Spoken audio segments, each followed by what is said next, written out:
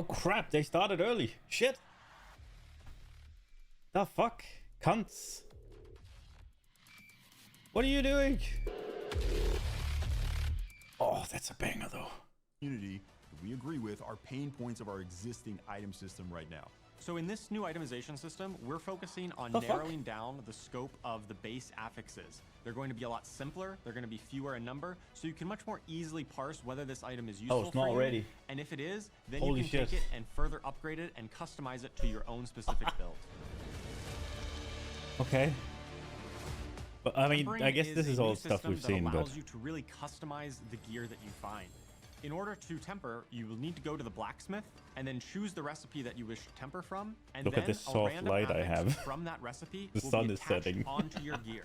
Tempering recipes can be found from almost all of the content throughout sanctuaries. So you will actually be looking for tempering recipes that go directly with what you're envisioning. Maybe you're thinking, I'm gonna play a frost sorceress. There are also going to be recipes that are more generic and maybe are just generally good for the sorceress, but you'll be able to choose which one you think is gonna be most powerful with the build you're making for your class.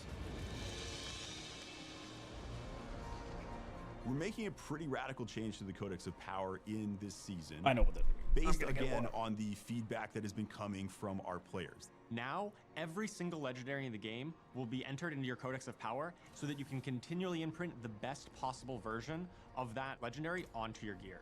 So going forward, there will no longer be carrying around all of these aspect crystals in your inventory. It's all going to be in the Codex of Power. That's a big win for the So part of the final system that we have is going stash to be space. greater affixes. What's a greater affix? Well, we want to keep it compelling that there are some drops that are even better than the others when you're trying to get the perfect build at endgame. Because of this, in World Tier 4, and only in World Tier 4, when an ancestral legendary item drops, there's a chance the affixes on it can roll as greater affixes. These will roll with bigger values that are normally available for that affix. Greater affixes are fairly rare, but they're not impossible to find. While leveling up, you're going to be able to find upgrades much more easily with this new system. Another part of itemization is going to be masterworking. Now, this is something really intended for that very high end game, again, World Tier 4. This is where a player is going to take an item, already has the affixes that they want on it, but now they go through a process of upgrading those affixes, getting even higher values on them. Masterworking really starts at level 100. Once you've already completed your build and found some of the best items, you're going to be able to test your build against the powerful enemies of the pit. The pit is a new endgame system that has been added in this season that is going to challenge players that feel that they have largely maximized their build. great By risk. pushing into more difficult tiers of the pit, you're going to be able to unlock rarer crafting materials to masterwork your gear even further. You're gonna have to play some of the hardest content in the game, but once you do, if you're successful, you can go and make those affixes even stronger.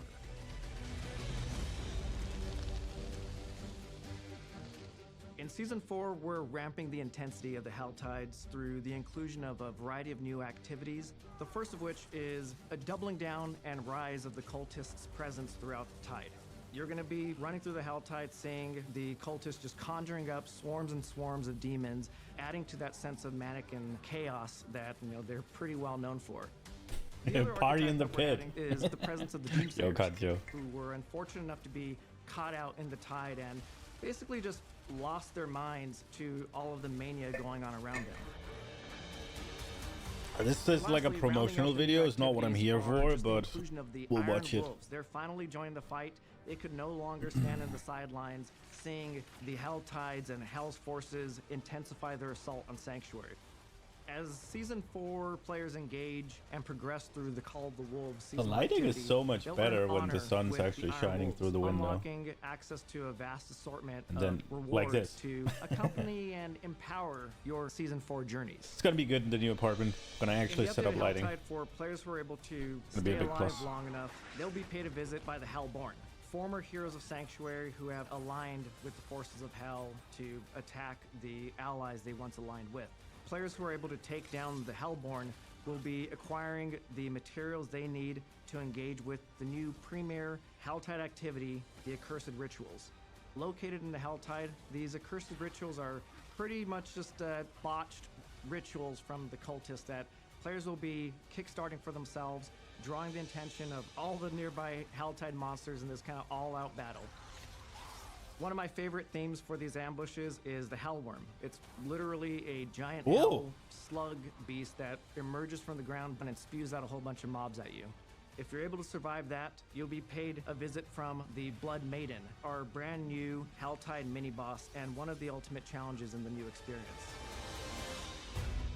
So That's I think cool. I'm actually most excited did a about this lot with season because Helltide, of huh? what you're able to do with your old characters. I'm not- How they can integrate with this new item game and take them to new levels of power with this system. I think that the best part of this update is that you're going to be really empowered to build the character that you want to play. You're going to be able to pick custom affixes and enhance your character in a lot of new and interesting ways. They're doubling down a lot on Helltide. I don't really agree with that. Helltide is a means to an end, but it might as well be fun. So I guess I don't mind them making good changes to it. It looks cool. Maybe it'll be fun. All right. Oh, there's a new face. We were just watching a video and Literally everyone just finger gunning. No, he has the screen notes. for no reason. Everyone's like, what are you doing, Adam? Yeah, okay. Hey guys, how's it going? Welcome to another Diablo 4 developer update live stream. My name is Adam Fletcher. Does he have notes that are the director signed here by for people? Diablo. I'm joined by this wonderful panel, plus an additional head, which we will call out. But, I'm sure people are going only to have zoom 4 into it and seats. try and figure Oh, yeah, out what right, it we have to says. swap from So people we around have, as to, we go. we have to do the same thing we did during the PTR stream, which was like we swapped out like Joe Shelley, and we put in Adam Jackson. true, we did do and that. So we're gonna play more magic tricks today. But do you guys want to do a quick intro? Colin to Feiner. yourself, to the wonderful What does he do? Diablo Lead team? live game Sure, designer. I'm Joe Okay. Moore. I'm the Associate Game Director for Diablo 4. And I'm Adam Jackson, the lead live class designer for Diablo 4. And we have a new face. Hello, I'm Colin Feiner. I'm the lead live game designer. Awesome. And then And we, you are not we're looking at the actually gonna be camera. joined by Who are you? Derek. Who are you? Oh, well, I already introduced myself. Oh, You sorry. just missed it because I'm already screwing this up, I everybody. know, terrible. This is my first But we actually have Derek who will be joining us as well. Derek, you just saw in the video prior talking about season 4. He'll be swapping in to talk a little bit more about Helltides later in this. But big stream here. We have season 4 coming up. As you guys saw earlier this week, I need it a is League shave, Reborn man. for season 4, and a lot of players actually got to experience it a couple weeks ago with PTR. PTR. This was our first Diablo 4 PTR. It was a massive undertaking from the team here, but it was really, really great to have players jump in early, check out season 4 and all the changes, and actually provide feedback. And so we have a lot to cover today based off of feedback that we received from players from PTR itself. So, but Joe, I know you wanted to jump into kind of talking a little bit more about season 4, how PTR went, before we jump into all the Is changes. season 4 actually called Loot Reborn? So last time we were on stream, we were actually talking about a lot of the changes that players are going to get a chance to check out on the PTR. So we think that went really, really well. It was even just having the week of time for players to like just jump in. So there's not going to be a and seasonal just theme? crush through all of the content, check out all of the new features, and it gets a lot of feedback, find a lot of bugs on the way as well. Was again super valuable. It's been really, really great for the team. We'll take a lot of this feedback, look at the tuning variety of features, and really make sure that we've got the best version of the. It makes sense, ready, but when we get into the launch state. So in terms of like our big takeaways, first of all, really, really valuable across the board. Season 4, Season Loot Reborn was, as I mentioned during the PTR stream originally, was really our opportunity to go back and take a lot of the feedback in that we've been looking at since the launch of the game from 2023. This art is so good. I do love the key art for this. This key art for season 3 was awesome as well. Awesome. Yeah. So looking back at the thanks for disrupting my flow. I'm sorry. Jack. Dave All right, yeah, Rapa's thanks, art Mike. is amazing. So yeah, looking back at the launch for the other product in 2023, we've been getting a lot of really good feedback. You remember back in season so we're 2, having essentially we're having a like vulnerable damage and like the opening multiplicative season damage again. that comes along with it. We made a change to the way the elemental resist worked. Yep. And there were a lot of things we had to do to make. No, those you changes, didn't like, make a really change to shine how through. elemental Well, resist Paragon worked. was You updated. made it work. There were a lot of, like, It didn't delivery do anything aspects that had to before. get changed. There's a lot of itemization stuff in the background that we had to do to make those systems work better and lift up other things around them, like overpower, for example, to make that feel like it was in a better spot. So now that we're looking at, like, even when we're done that one big release for Season of Blood, we knew that there was a lot more that we wanted to do. Again, we've been thinking about, but there's a lot of work we need to do, like make sure that all of these things really all fit together cohesively. So, I mean, as people got a chance to see on the PTR, like the introduction of things like the tempering feature, which we're going to talk a little bit more in a minute. We get to like introduce these new like affixes into items, and affixes you can't get on items anymore. The reduction affix count on items overall, so it's a lot easier to go and sort through 25 pairs of gloves in your inventory at any given time, where you don't really have those same situations. We reduced the number of items that drop in the game experience overall, but made sure that the items that are dropping are just more valuable and more likely to be upgrades for you, or something you could kind of like build into an upgrade. We introduced the masterwork. And then you made it so that the rare items don't matter anymore, and we have to get legendaries, I guess. But maybe you'll fix that. So they introduced the masterworking feature, where players can continually upgrade items to increase the value of the affixes, and then at ranks 4 and 8 and 12, you get to like kind of crit on one of these and make them even better. There's a lot of things that were introduced. We added the new content type in the form of the Pit of the Artificer. It's like this new extremely deep and deadly dungeon dive players get to go into once they get into the like towards the end game, when you're getting to like 85, 90 for your character level. You're starting to kind of dip into that space, and that's where you go to get your masterworking materials, which feels really, really good. And we learned a lot of really great lessons from like Greater Rifts in Diablo 3, because we think there was some really cool content there. So there's you made the same thing. Things there. And then also the Codex of Power updates. You no longer have to save all your legendaries all the time. Codex of Power updates, which I was like, to be fair, I've been I've been so excited about the Codex of Power updates. I've been teasing it for like 6 live streams. I feel like it's just not like before BlizzCon. I feel like I teased it at the end of a live stream. So it is what it is. But again, super excited about the Codex of Power changes. That is very transformational. Like now, when Legendary drops on the ground for you, you just salvage it, you get that aspect, put it into your Codex, add the roll that you got, and you just get to use it in perpetuity. And we actually have some fun ways, we'll talk about later, how we're playing with that a little bit as we go. So, I mean, all of this stuff and more, we made huge changes to Helltide. I know Derek's we talked about in a little while, as he helped lead the team, did a lot of the work for that. And we got to introduce the season theme in the form of like Loot Reborn, and then the reintroduction of the Iron Wolves mercenaries the players be working with during the course of. Wait, the seasonal theme is Loot Reborn? A lot earlier, and I am just personally I'm just really excited about the release overall. As did I miss something for us to work with like not just the season team, but also the live team and like lots of systems groups.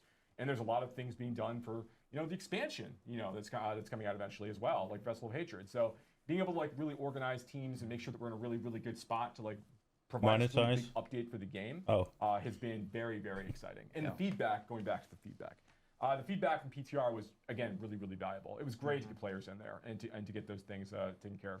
And we're going to talk about some of those things today. I know that some of this information has been like, we talked to like a few like press outlets, we talked to a few different people, and like some information is getting out there. But I want to make sure we can provide a little bit more detail. Because I know this is the audience that wants to know like the real specifics. We're going to get into it, right? Yeah. And we'll also have our Q&A as we usually do at the end. We're going to answer some more questions the community might have as we kind of get through the whole thing. So yeah, I mean that was at a high level. That's what we're feeling about the PTR. Feeling pretty good about it.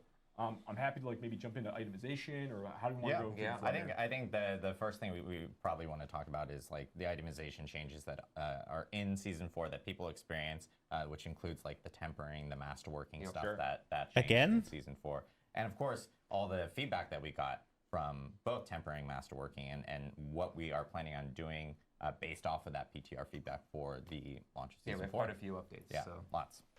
Yeah, sure. So I guess just starting off then with like high level itemization. Like let's go back to like some of the goals that we had when we started like down on this started to work through season 4. Now we want to make sure that first players were having an easier time comparing items in their inventory. It's actually one of the first things we started thinking about when we began discussing what we thought needed to change about itemization, because the experience in season 3 and season 2 and other seasons has really been like the player. You'll get into like the you're running your high tier nightmare dungeons. You're getting lots of drops. You're sorting through all of this stuff. Like you'll have like items that are like, this is like a 904 eye power sword, and this is a 909 eye power sword. Now I've got like 6 helmets. I think I need to go close the door. I can have a wide variety of affixes on them. We really wanted to, again, just to quickly hit this, we wanted to make sure that we had a lower number of affixes overall that could roll on different item slots. But those affixes were more like generically useful and stuff you could really build around, as opposed to having lots of really conditional affixes going back to like the You know, the damage on Tuesdays joke. You know, like that's like, The shirt that Mr. we Mr. Adam literally Jackson is literally wearing it now. Literally So wearing Not as huge, funny if you huge say it proponent. out loud. It's always funny. So it's obviously because it's a joke, right? Oh, jokes are always funny. But the truth is, like, we want to make sure that where we want to have conditional affixes in the game, we want to find places players would be able to opt into them in a very specific way. You know, so initially want items that you're really dropping for you to have more generic utility, just more valuable for you overall. And also, as a result of this, make it easier to compare those items. Yeah. So one of the changes that we made is we actually reduced the number of affixes that can naturally roll on item slots. So like now, like, you know, a rare item can roll like 2 affixes, a legendary item can roll 3 affixes, but then later on, there's other systems you get to introduce. We'll talk about in a bit. It lets you introduce more of those.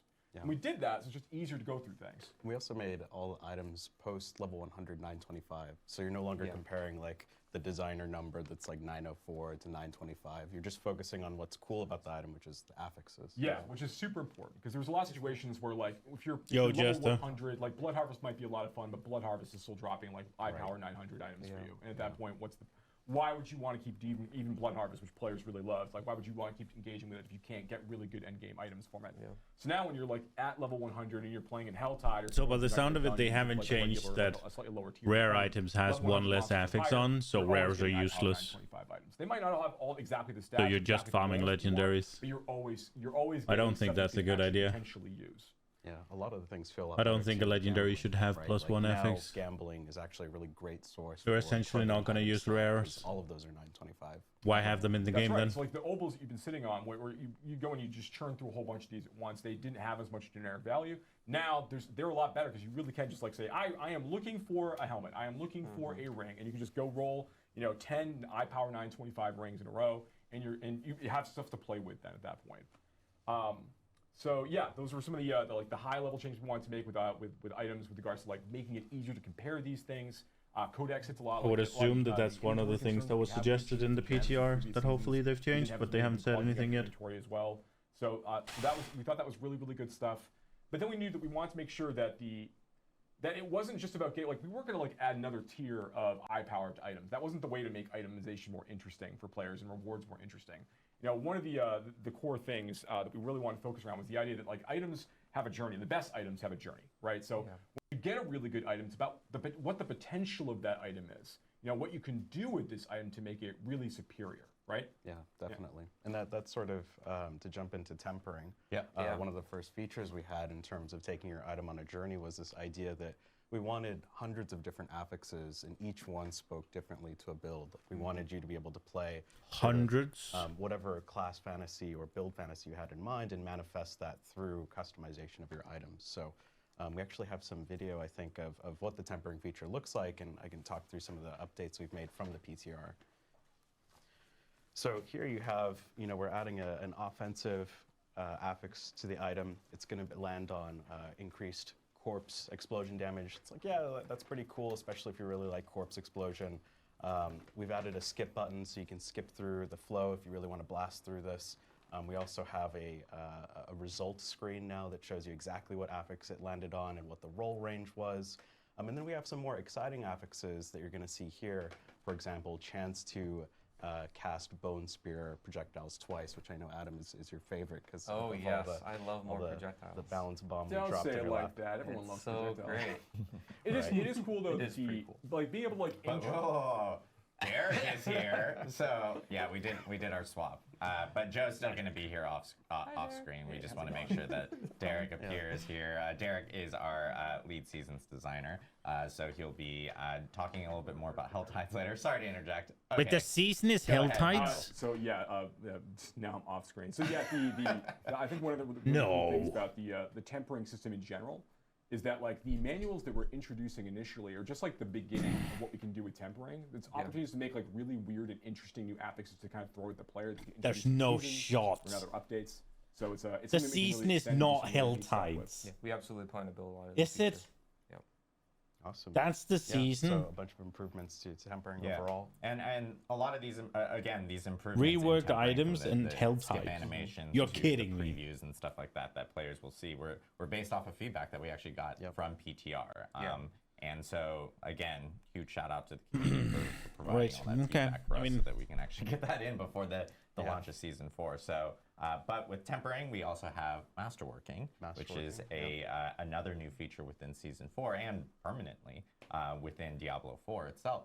So, talk us through a little bit about what masterworking is, and of course the changes as well that we're going to be seeing based off of PTR feedback. Sure, yeah. So, the next step in your item's journey is to really take it to new heights. You've customized it, you found some base affixes you're really into, and we wanted to give you a way to essentially take some of these affixes to new levels. So you think about helms and CDR or cooldown reduction, or for example, that chance to replicate, your bone spear. We want you to be able to really juice those stats. So I think we have a video here of what that looks like.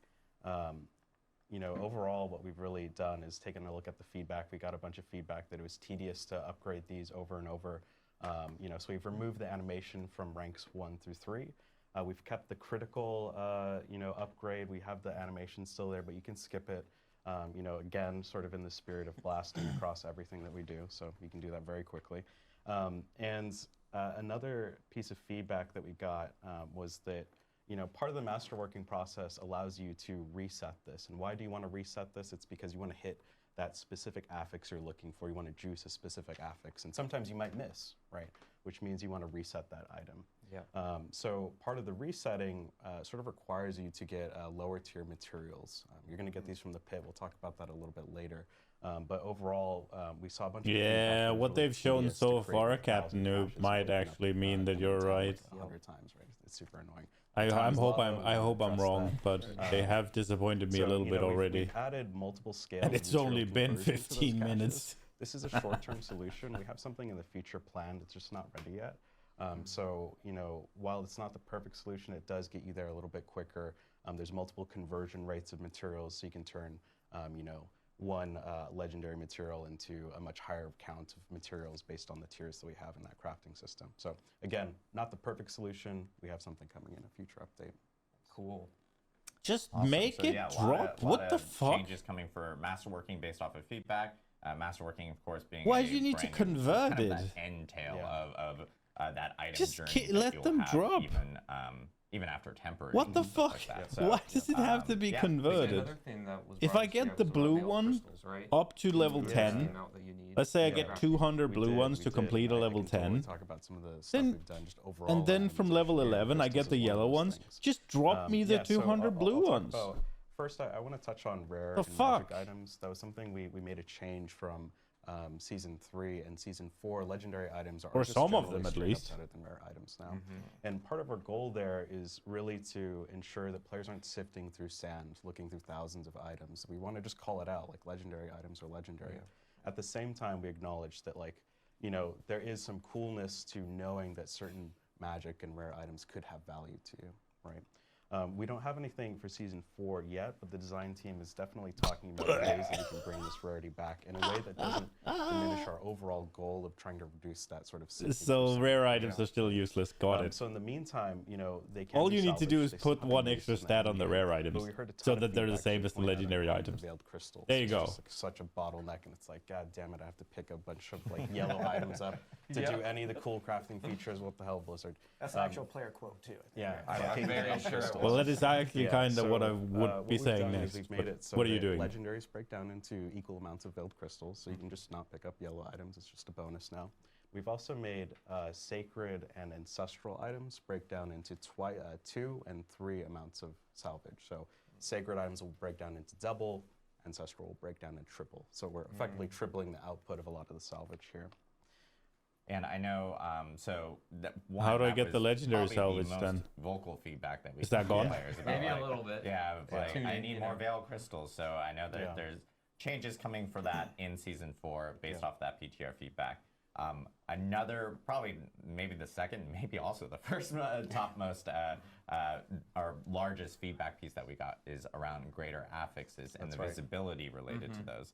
So there are changes going into that for Season 4. So Yeah. Colin, do you want to talk a little bit about that? Yeah, we wanted, the dopamine. That was a big goal also of part of itemization, is just like seeing an item hit the ground and just being like, oh, I like that jackpot moment, right? So that's really important. Yeah, well, we just actually make your have some stats videos here interesting to then. show of what that actually looks like on the ground. You don't have to invent So you a can new see here's fucking the system for weirdly that. Just long make them named good. items, with the picked a greater good one for affix. that, Yeah, right.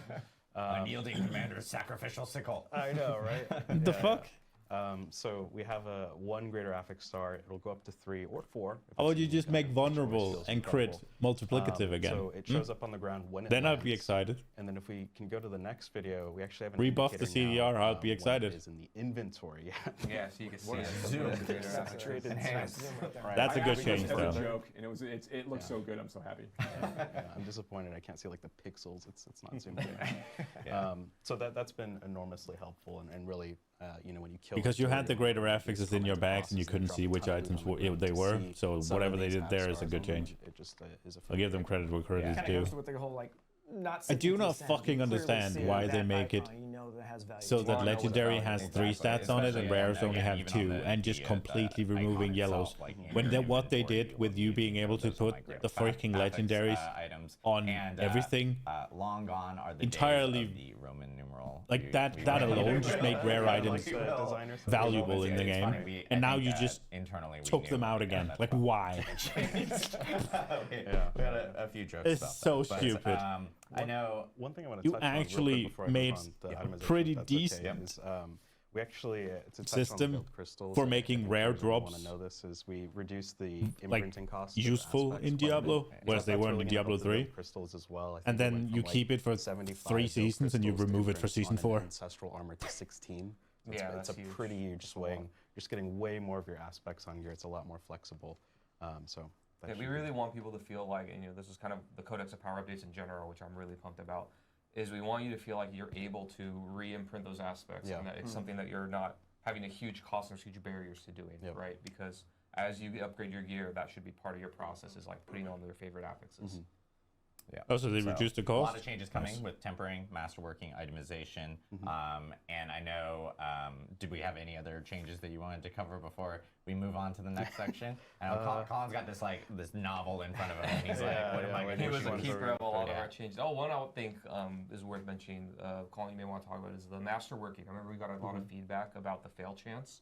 Oh, that's a Oh great yeah, that's point. true. The more fail about chance it. we took. Yeah. Funny Because we enough, made that some was like updates probably the based on biggest thing changed. Yeah, that was a yeah, pretty yeah. big one. Yeah, We that talked was about a the lot. first bullet, and I somehow missed it. Yeah. So we definitely felt like there's a ton of feedback that the double random chance was just a little bit too much, and we agreed. So we just took it out. Yep. It's just It's fun just now. fun. Just upgrade the item. We adjusted the material costs a bit, but the fail chance is no longer there. Yeah. Yeah. Awesome. Cool. Well, thank you, Colin, for going through those changes. We'll actually be back to Colin here later because he still has more to talk about from his novel papers that he has Joe, you here wanna that swap he now? prepared. But we did want to jump into some of the He class doesn't look balance like he changes, wants to be there. that are coming after PTR. Of course, with Season 4, we have a lot of class balance changes Yeah, that we are have a on lot top going of all these itemization changes. And we got I a guess lot of just great like me. feedback from players. So, Mr. Adam You Jackson, very much did. Yeah. let's run through these. Yeah, so Right, basically... the classic Adam Jackson slides. Yes, I love my slides. We have kind of 3 categories of things that I'm going to be talking about today. Again, thanks to everybody for playing. Oh, on enemies are PTR. kind of We easy, did get then a they ton of one-shot feedback. you? I'm not Oh, gonna you go over figured the that out. It specifics only of took everything 4 that seasons. changed, but I'm going to go over kind of Impressive. the categories of things just because there's a whole lot of changes. One of the first big ones was endgame survivability issues. So this is kind of talking about those people that went really far into the pit, and this is kind of something that's been happening online as well that we wanted to address. And there's this phenomenon when you get really deep into the He knows game, Reddit will fighting blast his high-level ass? monsters where Maybe. you'll hit a point where the monsters are kind of easy and you're able to blow through with your really powerful builds, and then you kind of get to a point where they start one-shotting you. And it can be kind of mysterious and hard to understand, like, what's going on, why did this happen? We've also had some issues balancing that kind of top-end survivability when you get to those hard monsters in the game. One of the reasons for this is that variability in player defensiveness has been really high traditionally. This is why when you look at the new items in the game in Season 4, you don't see a damage reduction very much at all. It's a very premium stat now that's really hard to get, and it's to help solve this problem of when someone is stacking all damage reduction versus someone who has none of it, their difference in effective health and survivability is really, really high. And so it makes it hard to balance the game. Another part that we wanted to hit was really armor. Okay. That armor is kind of a really confusing stat. It's not really well understood how it works. And I'm going to be going over in a little bit how it works and what we're changing to kind of address both of these issues a little bit. Next is You that some just stats have can get if really they stack high. defensive, we they added just all these have to crazy lose awesome damage. Stats, and They are you balanced. can use them with masterworking and crit them and all these things. And it allowed for some really crazy things on the PTR, which people love to post constantly at me. And to be clear, we like crazy things. You know, it's awesome to get powerful and have that fantasy. We do have to take into account things like combat clarity and computer performance to make sure that the game can still run. Yeah, I saw very well something for with like everybody. somebody having a So we million made some fucking changes there to tornadoes. adjust that. You mean it's not fun to just not see the screen or the ground? I think it is for a little while. Like, it is hilarious, I think. Yeah, it's funny for a bit, but when you can only see like patches of ground occasionally. And when one player can do that, let alone when you get 4 of them in a group, That's I true, think yeah. it's great. And last but not least, balance changes and bug fixes. I'll be going over some of them, but there's way more than what I'm covering right now today. But just know, like, we took a lot of feedback on balance, a lot of feedback on bugs. There were a lot of them that were reported, and we acted on a lot of them, and I'll give an example of some that we did. All right, so let's go into armor. So, brief history, listener description of how armor works today. This is like when you log in, how armor is functioning. It's your stat for physical damage mitigation. So you know how you have your elemental resistance that caps at 75 and then can get pushed up a little bit? Armor reduces your physical resistance up to a cap of 85%. I hope it doesn't Can't go reduce higher it and than you that, just that's the misspoke. number. But what's confusing is the amount of armor that you need to get to that 85% cap is actually based on the level of the monster that you're fighting. And I gave some examples here. That's These are fucking the actual stupid. numbers in the game. So if you have a level 50 monster that's hitting you, whacking you, then you need 5,265 armor, and then you'll be at that 85% cap. But then at level 100, at every level, like 51, 52, 53, it's good, that number is going up of what you need. And at level 100, it's about 9,230. And then at level 150 monster, it gets close to 13,000, right? How the fuck do you And so arrive at what a this ends system up, like that? Kind of creating is that the player really never knows when they're done with armor, right? That number can scale up forever. Like, It's kind of why? a hidden system under the hood. Just so when you're make it fighting so these that monsters, 100 and they armor get way is higher level than you as you 100%, scale into the whatever, pit or Nightmare Dungeons and then or whatever, stuff you don't hits really know how much you need. for And X so this is amount, kind and of when you get really contributing to 150, that phenomenon you where, need you're fine, you're at the 90 cap, and then armor the higher level to fucking take the hit on a normal So character. in season 4, a lot of it's going to be the same as And season if people 3. have a lot of it's armor, still going to be your source of physical damage mitigation. early, The cap they is take still no gonna be damage, and it's 85%, fine. And you're still going to need escalating amounts of armor as the monster level gets higher. But what we're changing here, if we go forward a little bit, is that armor is now going to cap at that level 100 monster number. So that 9,230, you can write down this number. We're also going to later get into the tooltip. We couldn't get it in for the launch of Season 4, but we'll have it soon after. But it's kind of going to be like elemental resistance, where you get to this number, and then you're kind of done with the system, right? So armor is just another thing on your checkbox of things you want to do as far as defensive survivability. And once you get it, you're done. You can get it from gear, legendary aspects, and so on. Particularly in Season 4, I think this will be a little bit of an easy number to hit. We're not trying to make this super difficult or hard to do. It'll be very achievable for you when you're a level 100 player. So here we have a zoom in on the tooltip so you can see this player has, Is way it good above that that it's very 9,000 achievable amount of armor that they need. to they have get close max to physical 16,000, reduction? But you can see there, It kind of just makes it a it's capped out checkbox at that you need to play the 85% game. resistance. And again, soon after doesn't the launch sound of Season good. 4, we're going to actually put the cap that you need of the number that you're chasing, because we want you to know what the goal is that you're trying to hit. So that means they have a lot of room for optimization, right? That's Correct. Yeah. This sacrificing. means that this Yeah. player can actually give up armor on some of their, tempering or item affixes and look for other stats. Like, that's kind of the point. It is So a next, checkbox. stat caps. So, now that That's we've kinda introduced boring. a lot of ways to get really high amounts of stats in the game, we want to kind of control for visual clarity, what a player can put onto their screen. My So kind of similar to some fucking caps we have god. already in the game, like attack speed. or Fucking elemental why? resistance. We're putting some caps on cooldown reduction and the increased area size. It's really fun to get those giant frost novas that cover the screen, but when it goes like 2 or 3 screens away, it can get really noisy and messy. So we still want these stats to be really powerful and impactful, but just control a little bit the amount of insanity that they can bring. And one thing on this cooldown reduction cap, to be clear, this is not just CDR across the entire game. This is just capping what you can get from gear. So this is like the base cooldown reduction you get when you first cast a skill, what it's going to be. You can still get cooldown resets or additional cooldown effects from things like the skill tree or legendary powers that just reduce the cooldown of your skills as you do certain mechanics. I don't like this caps. This is just like the baseline cap that comes from your gear. I think when we looked at the cap for area effect too, we tested it on Frost Nova, and we were like pretty meticulous on what that cap should be, and it was still massive. No, like, it's 100%, huge. Yeah. When I say like making a cap, you're still going to get to insanity when it comes to what's on your screen. It's still going to be awesome. So you can see here, this is just showing you what the tooltip looks like now. So we're going to be showing you, as a player, what those caps are, so when you're evaluating. Maybe it's not that bad. Maybe it's entirely. Maybe it's so hard to get there. Here, like the dust level area effect size But a bonus, cap on AOE, that sounds dumb. But to a certain extent, I can understand cooldown reduction. So again, like I mentioned before, we made a lot of balance changes based on feedback. Again, thank you for playing and giving us all that feedback. I'm going to go over some of the things. One of the bigger categories of things was, again, like I mentioned, those changes due to combat readability and balancing player power. A few examples here of things that we're reducing are like they had to fix the dust devils. And that I get. Winter Glass, one of my new favorite uniques we're bringing in. The amount of frozen orbs that could span the screen is going to be reduced a bit, so I want to prepare you all for that. Again, to be clear, you're still going to spawn a whole lot. It's just not going to be like insane amounts where you can't see things anymore. They're still going to be very powerful. I'm even going to show a video a little bit later of kind of the difference of PTR to what's going to ship in the game.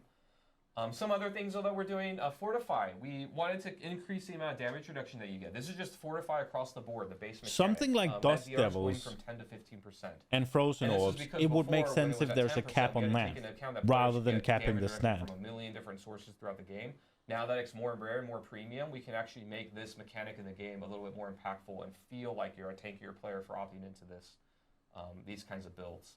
We also made a lot of tempering affix updates. I'm not going to go into detail them, but just know like what you saw in PTR and what's going to ship. You're going to see a lot of improvements, a lot of balance changes, even some shuffling around of or the they could add like I think D3 had something like that, where if two tornadoes collided, they would combine into a mega tornado. So instead of saying, yeah, we're going to have fewer Dust Devils or fewer Frozen Orb, you could just have, hey, if these things collide, they're going to combine into one that does 2.1 times the damage. And we also reduced the respawn rate and cut it in half. There you go. We got feedback basically that, and that could combine with the next one, and it'll just add 1.1 So we're doing this Frost to kind of address Orbs worth of damage or Dust Devils worth of damage. All right, so here's Dust Devils as an example. So you can see on the left, this is just one barbarian by themselves, the amount of Dust Devils that they could produce, right? And then on the right, you can see kind of the same barbarian. You can see like the Dust Devils around the areas where the enemies are, they're still getting hit by a ton of them, but it's not covering the entire screen, right? And especially when you get like 3, 4, many players together, it really becomes insanity. Yeah, especially when you're in a. I mean, they had to reduce the Dust Devils. Yeah, it's just like everyone's barb. That's a given. It's just. And other classes can do that kind of thing too, not just barb. I don't think capping the. So, this is kind of seeing the difference between PTR and live. I don't think just capping cooldown reduction, and especially AoE, is the way to do it. New uniques that rogue players gave us a lot of feedback on. So a quick summary of how this new unique works is it kind of changes your rapid fire skill from shooting straight and hitting a single enemy into kind of a mortar skill where you shoot up into the air and then your arrows fall on the ground and explode. It's really, really cool, but one of the pieces of feedback we got was that when you launched the arrows, they would kind of go in a line and they wouldn't all hit the same enemy anymore. So if you were trying to do single target damage, it could actually be a nerf unless you like walked right up to the enemies and shotgunned them. And while there was a way to play around it, players weren't really happy that like we transformed the skill so much that it went from a range skill to kind of a melee skill. So we made an update here, and we have a video of the before and after. But basically, you can see on the PTR on the left here how it goes in a big line, and then the player has to run right next to the target dummy to do the full damage to it. And on the right now, you'll see basically you target where those arrows are going to drop. That's much better. Go to that area. So you can hit a single enemy, but you also hit all the enemies around it because the arrows explode. That's much better. So it should be a lot more usable compared to before. Can Scoundrel's Kiss ricochet with my rapid fire? I'm pretty sure yes, it can. So it does all the things and inherits all the things that your rapid fire does. That's very cool. But can it double projectile? I'm pretty sure it can, just like everything else. Yes.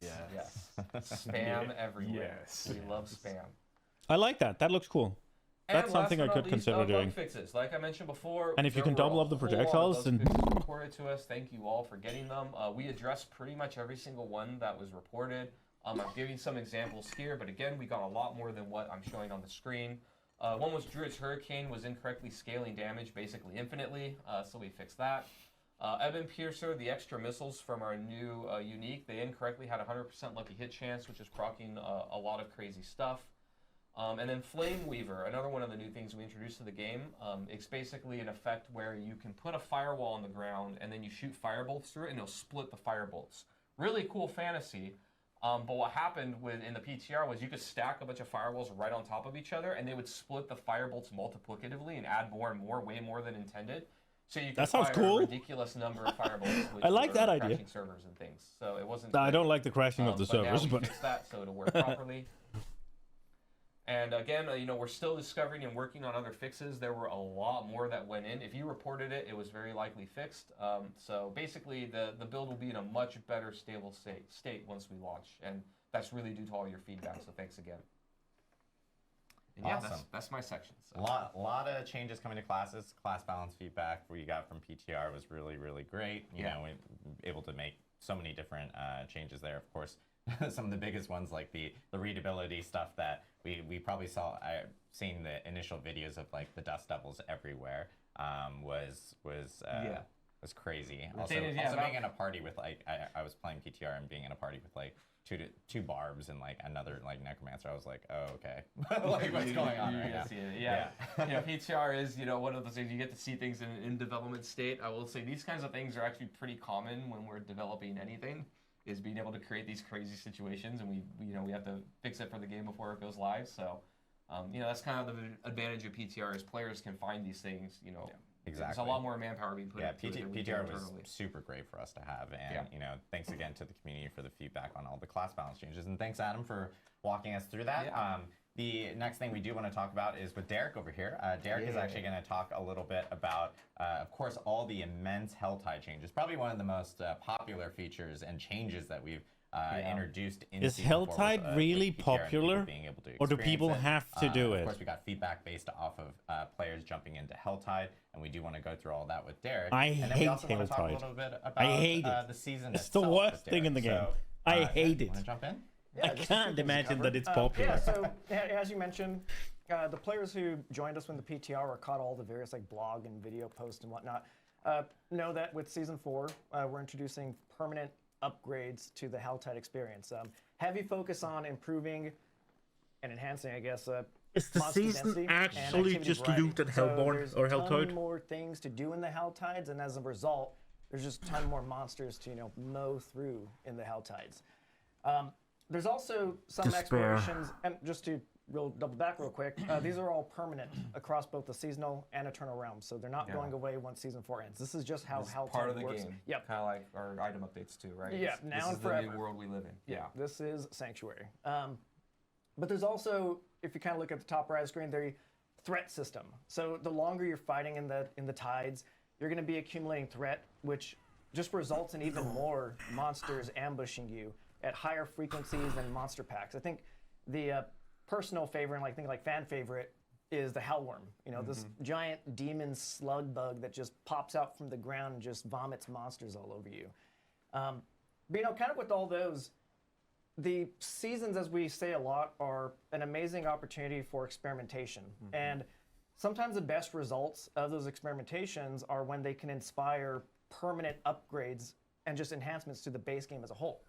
So that's where the Hellborn and the new Accursed Ritual and Blood Maiden come into play. As Yeah, part of that's the fucking Hellborn great experience. that you learned your lessons. Yeah, look But at like, this. please Ooh, tell rad. me there's a seasonal So theme. the Hellborn, as our Season 2 players might recall, we introduced the Bloodseekers. And those were really cool monsters based on class archetypes. So you're kind of like fighting vampiric shadow versions of yourself.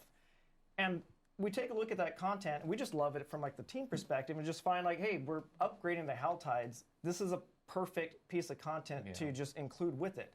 So that's where the Hellborn came into play. They're fallen heroes of Sanctuary. They've been overtaken by the corruption from hell and kind of turned against you. Kind of in line with that, the Accursed Ritual and the Blood Maiden.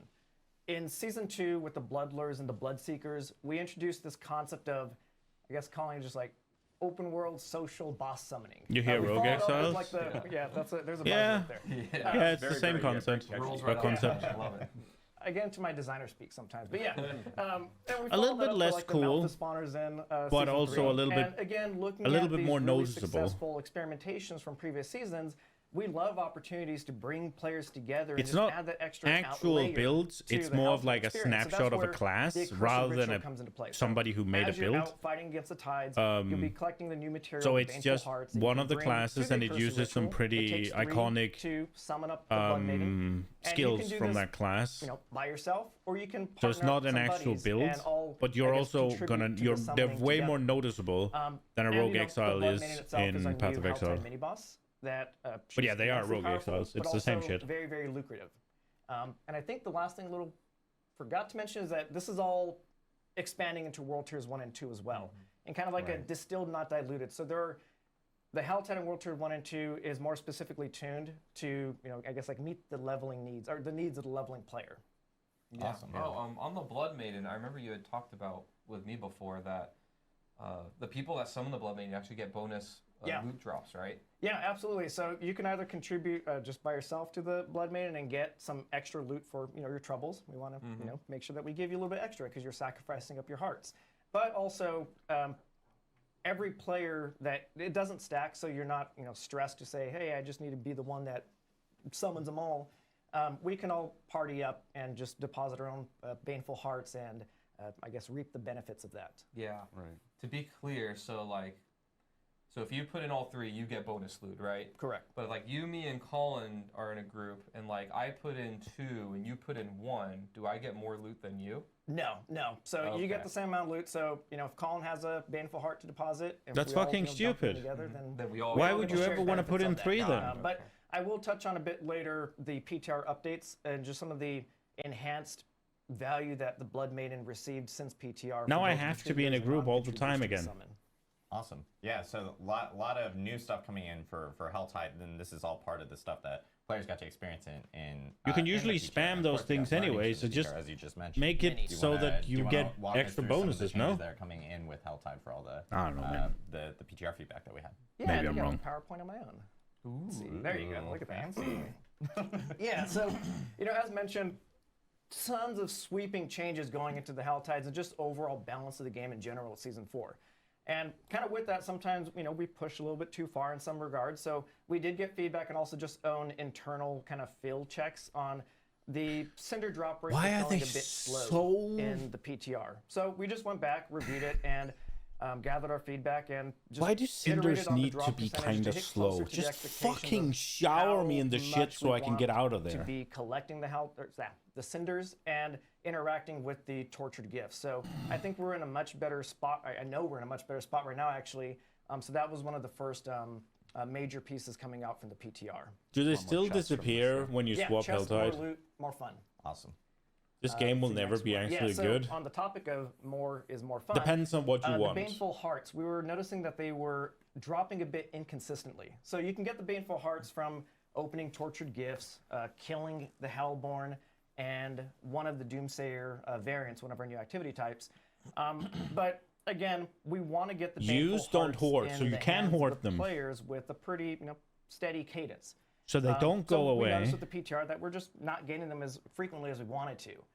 So we just went back, iterated, and kind of reviewed our bad luck protection to just ensure that we improve the consistency that Baneful Hearts are dropping. And this is all kind of like, the Blood Maiden is not meant to be seen as like this highly ambitious piece of content that you only engage with like once every 50 levels. We want you getting the hearts. We want you engaging with the social boss summoning mechanic. And, I think it just adds that extra layer to the Helltides we want you to engage with. Just make it spammable like it was in And the on the fucking topic green of the Blood Helltide Maiden, then. Overall, like we touched on earlier, the Blood Maiden is just seeing some overall rewards improvements. So, as noticed, or as mentioned before, if you contribute to the summon of the Blood Maiden, you receive a bonus reward. But one of the things was that you couldn't really tell. There is a little icon that appears like where your buff bar, but the effects of that was largely unnoticed from both the team and actually just the PTR players themselves. So again, taking this opportunity to just review the overall value of the Blood Maiden for contributors and non-contributors alike. Because again, we wanted to make sure that she has a clear role. If you want a deep in the Helltide ARPG, experience. then yeah, Diablo 4 is So, never going to be good. Again, If you overall, just want Blood Maiden a is just overall more valuable.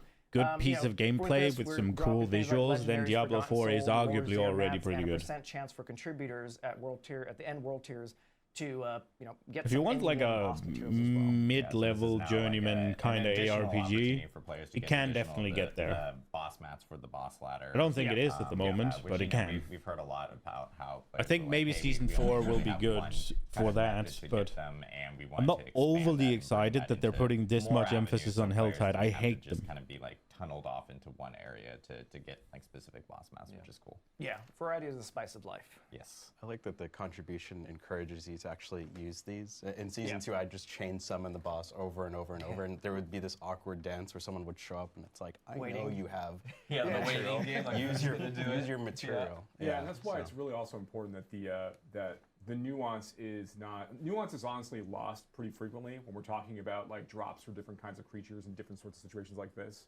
Like Treasure Goblin, we talked about Treasure Goblin a while ago, a few seasons ago, and I remember I put a poll out on X.com. So At one weird to point, say. basically, I know. I put a poll out basically asking players what they believed the legendary drop rate of Treasure Goblins to be, and I had a whole bunch of options, and I think like 85% of the players were wrong.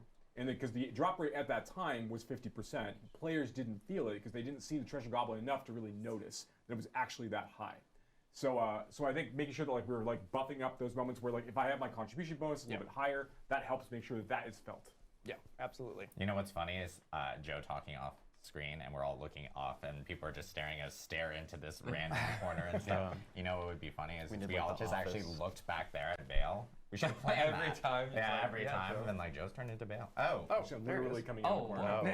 No, that's awkward. That wasn't part of the plan. I like the deep shadows. That's where he is. It's just lurking. Oh man. I guess the moments when I decide to say something, maybe they'll occasionally. I was like, oh, we have another camera. Awesome. Cool. So a lot of Helltide changes that we have coming into. Yeah, I to think the there's game. actually And one more yeah, slide. I'm pretty sure we have one more. So one thing that we've kind of covered a lot across like just tempering and just the masterwork and just the spirit of season 4 in general, just like removing friction points and just keeping players in the flow, the flow of fun. People want to really. blast. Yeah, absolutely. So one of the Doomsayer variants, and again, like the Doomsayer's new activity type, it's kind of like a Kinder Egg surprise where you interact with them, they crackle and pop into something, a variety of things actually. So one of the variants that we had was the Chest of Doomsaying, where they would explode into a tortured gift that costs 50 cinders and gives you a whole lot of good stuff. We're kind of reviewing that, and sometimes what can happen is you can encounter one of these at the very start of your Helltide run, and you don't have 50 cinders. It's not a lot to get, but it still is kind of a stressful, potentially feels bad moment. So we just said, hey, let's just have it explode into the loot directly. You save 50 cinders, and you kind of just keep going on your merry way in the tides. So that's one of the kind of like efficiency smoothing outs that we've done. The next one is also just, we're dumping a whole bunch of monsters on you, and it's always a feel bad moment when you get knocked out of an interaction. You're trying just to open up the tortured gift and head out. So we reduced the challenge. I do hope that they're going to be better. They're talking about dumping a bunch of monsters on you, and one of the things I hate is running from fucking pack to pack to pack to pack in search of any density, and you get off your horse to fight 5 mobs, and they drop fucking nothing, and then you kill a random one on the side, and he spews out 5. It's like you have to kill the entire fucking zone. 1.5 seconds is enough time to let you make sure that that's what you want to commit to before you open it. And there's also like because you guys can talk about this, there's changes to like the channeling, like you I think with like dot damage and stuff like that. Oh yeah, dot damage now won't interrupt channeling as well, which I think is a pretty good which is good. So especially as you are in the frantic areas of Helltide and everything. So lots of Helltide changes, a lot of good feedback from players from PTR. Derek, thanks for walking through on that, but you're not done yet. But wait, there's more. There's more.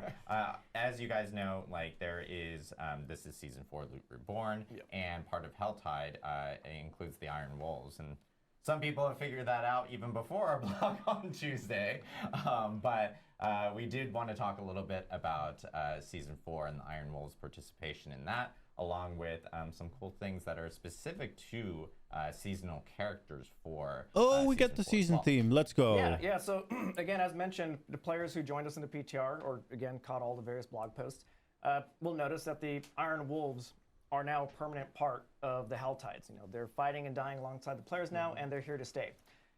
However, for our seasonal players, we have the Call of the Wolves seasonal activity, where players will get to spend a bit more time with the Iron Wolves and go on a bit of a journey with them to try and uncover the potential root cause behind these rising tides and uncover this mysterious phenomenon that's threatening to corrupt and consume the Iron Wolves from within.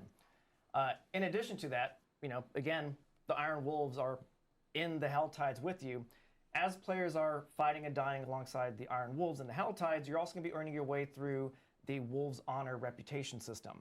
And this is seeing you progress your way through a collection of just super juiced rewards that are specifically tuned to overpower your leveling journey from level 1 to 100 and beyond. The main pillar for this reputation track was really pushing the player's powers forward. Player power forward. There you go. The player's power forward, and giving them early access to, you know, gear with juice stats, legendaries, materials, boss materials, and even a resplendent spark to as like a cherry on top at the end. I have to play fucking Helltide all season 4. But you know, in the spirit of wait, there's more. You know, those are all like the gameplay related things. But we also have a couple of really cool cosmetics. That's all the that you gameplay earn related through things? The collective Call of the Wolf seasonal activity. So this is the Iron Wolf Mount Trophy, the little Iron Wolf banner, and a little bit fast, but yeah. So the Iron Wolf Mount Trophy. We're doing it live here. That's earned from completing the there it is. You can get both of them. That's earned through completing the reputation track, and the Blood Maiden head is earned by completing the associated Call of the Wolf quest line. Awesome. Yeah, those look really great. And of course, as you mentioned, Resplendent Sparks. There's The season is a fucking there's one other item reputation that I grind? know we wanted to talk about with this season specific, because it is specific for season 4. And Yeah. Thanks for the reminder on that. There's so much to cover. I know, there's I know. There's Derek so has, much like, to the cover. The largest list of items to kind of go through here. That's So Yeah, so, you know, as mentioned before, on the seasonal team, we love our experiments. And I don't think a season would be one without some level of experiment. So with that, we have the seasonal item, or as kind of like call it the seasonal toy. And that's the Profane Mind Cage. Yeah, so there it is. So the Profane Mind Cage is pretty cool in the sense that it's a guaranteed drop from the Hellborn. And when you consume it, I kind of like to imagine you just like eating this demon brain. Yum. When you consume it, for the next 60 minutes, the Helltide monsters are going to be boosted up to 10 levels, depending on the world. What the fuck is that? And you're also going to be increasing their aberrant cinder drop rates. So, you know, again, all tying this back to that leveling journey and like tempering and stuff, like this is a really fun item that lets you kind of put your build to a little bit more of a test in exchange for maximizing your Helltide efficiencies through, you know, just one higher monster level means, you know, more XP and stuff like that, and also just aberrant cinder drops too. Yeah, we also. go ahead. Oh, Go ahead, I was Colin, just gonna say we juiced the World Tier 2, 3, and 4 XP. So that's yeah. What ties the super well. fuck? You can just It's get the blast season out of the again very quickly. Helltide or whatever? What the Yeah, hell? and with the Mind Cage itself, like There's no season. and, you know, because everyone's probably going like, well, that's a consumable. Like how The seasonal how do toy people end up, is a like, fucking making additional ones of those, or can you get consumable? more of those throughout the season. That and doesn't do Yeah, we want jack. to be very generous with those. So one, they're a guaranteed drop from the Hellborn in World Tiers 3 and 4. But you can also use them in World Tiers 1 and 2, so if you want to like boost some level, you know, alts and whatnot. You also get I think like a bucket of them. Through This the is Diablo 4 Wolves Standard Honor League, bro. reputation. Like we crammed as many rewards as we could in there, Which so I guess they will it's be in steady fine. stream. So don't, again, But in the spirit of like use it, don't hoard it. Definitely experiment and have fun with this thing, because you know it's a game. Have fun. Yeah, so it's great. Like if you want a little bit more of a challenge, a little bit better rewards as well, you can of course use your Mind Cage, and that is exclusive for players in the season. So yeah, it's awesome to see. But yeah, thank you, Derek, for walking us through all the changes with Helltide, and of course some of the new season stuff with the Iron Wolves. And if you're a lore nerd, Iron Wolves, of course, are a very familiar faction within Diablo. They are from Diablo 2, Act 3. You could actually hire them as some of your mercenaries, or one of the mercenary options, though we know a lot of people went with an Act 2 mercenary in Diablo 2. I mean, I know the point is cool. Thank you so much, Derek. And of course, that they're doing so many still have changes more to loot talk about. We're actually going to go back to Colin. that they haven't had the And time Colin for the is gonna season, talk I us guess. through a little bit about the pit. The pit is a brand new feature. So, I mean, within Season it is 4, still- and is now a permanent feature within Diablo 4. It's a little bit And, unfair because yeah, you're do you wanna, getting the like, give you're us a getting the item breakdown for rework, people who and you're may getting have the not pit, experienced the pit or may and have you're not getting seen Uber the stream bosses, beforehand, and you're on getting top of changes that, to tell Helltide. us about all the improvements that we're doing So to the pit all based of off that the combined, Yeah, so you know, is the something season- that players have asked for since we did a bunch of nerfs to the Nightmare Dungeons. If you recall, I forget what season it was, but we made tier 100 Nightmare Dungeons a lot easier, so players could get through them. One of the big pieces of feedback we got was, okay, well, where's my measuring stick? You know, the game is a power fantasy. It's about getting as much raw power as possible. you don't know if that's an excuse. Right, People that so were made by like 10 if there's people no for a year place to because of push PoE2 back, then, development. you know, I mean, everything's that's just a little fair, bit but too easy. also So the Pit this of the season doesn't have Artificer more is our content answer than to the what measuring Season stick. 4 is You're gonna popping be in. able to push very deep into the pit. It doesn't. There's a lot of levels. We were inspired by Abattoir of Zir. Like but to be Necropolis very does not clear, have you more know, Abattoir content of than Zir what was is a added special is being case in added that in each Season 4. tier jump was It does just, not. like, brutal. It was right? like exponential. Yeah, it was like ridiculous. But it's kinda every single tier, disappointing it's like, you could only get to that the 7, season which isn't is very heroic or the power, permanent right? changes, So we've taken a if lot that of makes learnings sense. from Abattoir of Zir. The pit goes very deep. There's many more tiers. It's much more gradual. makes when you start sense. pushing into it and getting some of these masterworking But- material rewards. And the pit is all about, you know, just blasting through monsters and the demons of hell, right? There's no negative modifiers. We're not CCing you a bunch. You know, this is really just a test of how powerful your build is. So from the PTR, we actually got feedback that it was way too easy because we added a ton of power through tempering, through the Codex of Power. It's just much easier to get a lot of those aspects online.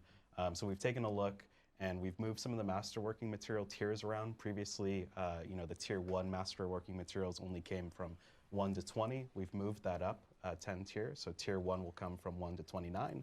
Tier 2 will come from 30 to 59, and Tier 3 will be 60 plus.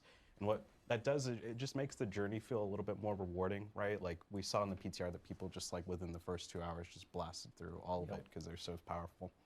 So we've just adjusted some of the rates there. So you have to push a little bit deeper. You have to optimize your build a little bit more. So those armor caps are things to watch out for, right? Where if you're over the armor cap, it's just a straight optimization to start thinking about how you want to replace some of that armor. We think that feels pretty good.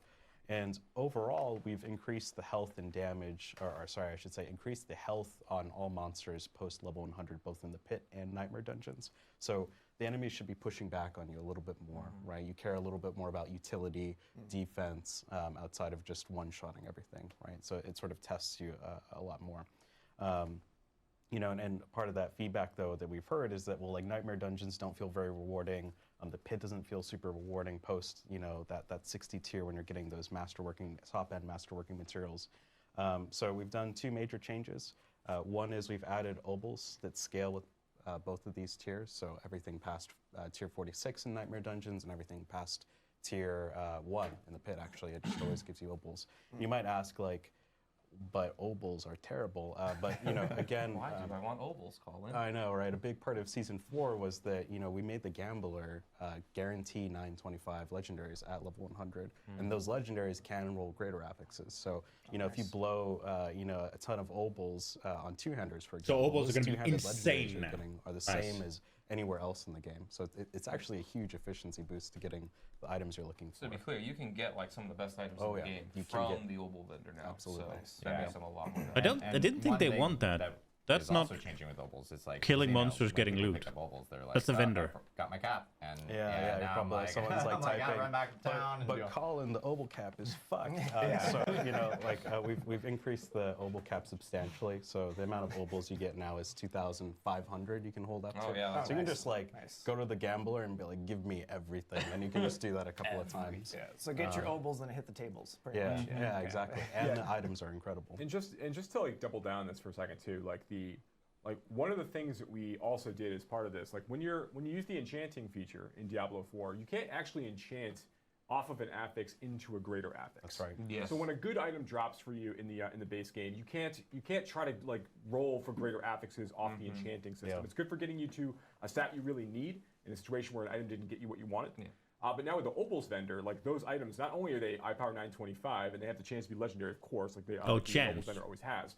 But you also have a chance to get greater affixes off those gambled items. I thought you said guaranteed. So if you're looking for a particular pair of gloves, you're looking for a particular helmet, and you're saying, I really want a greater affix version of cooldown reduction on my helmet, right? Like now it's like, okay, cool. I'm going to take my 2,000 Opals. I'm going to go to the vendor. I'm just going to gamble, and try to get that one helmet. Yeah. Like now I have a chance to really do that, and this is a way for you to like. Getting more drops and such inside the pit is one thing, but giving you more choice when you get out of a pit run, I think is very, very valuable. It's going to feel way better, Absolutely. Yeah, and another change we made was to Glyph XP. We got a bunch of feedback that's like, God, what the hell, Nightmare Dungeon. So we've increased the Glyph XP by 25%, which is faster leveling. And we've also scaled the amount of rune shards, which is the pit currency, to get into the pit. With Nightmare Dungeon. So you can create sort of a positive feedback loop. If you're really strong, you're really powerful, you're hitting those tier 100s in the Nightmare Dungeons, you're getting tons of pit keys that you can then translate into the pit and just get lots of runs and lots of masterworking there. Yeah, so a lot of feedback from Nightmare Dungeons. People were saying like, hey, are we planning on making any changes to that Glyph XP? And so there are some... We sure did. We actioned on it for sure. I think the reason I'm so disappointed is that they should have just come out and said, look, journey, I believe there's we don't have a season 4. You're going to get a bunch of changes to itemization. You're going to get some changes to Helltide. You're going to get a new type of endgame, and you're going to get Uber bosses. So we think that all of those changes combined, the novelty of them will make it feel fresh still.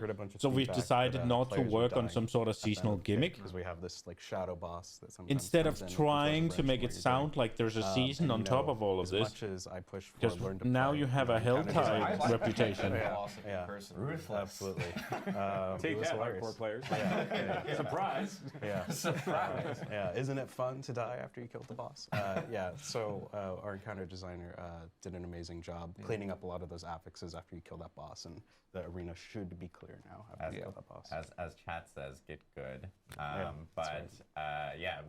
We saw that a lot, and you know, if you're a hardcore player, that would have been a tragic loss to your character. I prefer the word hilarious. Yeah, some designers like fist pumping, like yes, got him. Just watching streams and reactions from that. So awesome. So a lot of changes coming for the pit. Pit is, of course, a new feature within Diablo 4 permanently, and you can experience that in Eternal and Seasonal realms. And of course, we have some updates to the boss ladder, because the boss ladder itself is changing pretty significantly. We talked a little bit about like how you can get additional materials in other places that Derek had mentioned, but Colin has additional like points that he wants to bring up about the boss ladder, because we got a lot of feedback on that, and there's some new changes to it with Season 4. Yeah, so we added Endariel, the best lesser evil. Yes. Boo, Asmodan. I know. Always dunking me. He just dunks me with orbs all day. Who likes that guy? So Endariel obviously has come back. She's incredibly fun to fight. The encounter design team killed it. Titty woman. And on top of Endariel, we've added a new tier to the boss ladder called Tormented Bosses. So these are much higher level than level 200 bosses.